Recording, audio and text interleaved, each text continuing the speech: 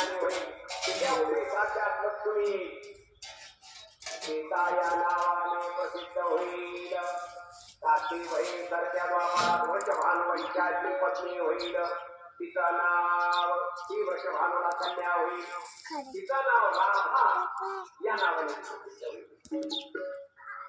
राधेच वर्णन शिवपुराणात या दृष्टीने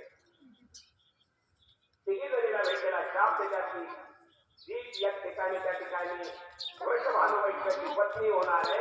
तिच्या पोटी राधा या नावाने जन्म घेईल आणि त्या राधेचं कृष्णावर अपार प्रेम असेल. अपार प्रेम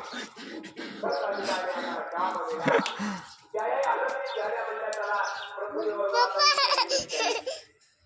देव लोकांना आपण संविधान पृथ्वीवर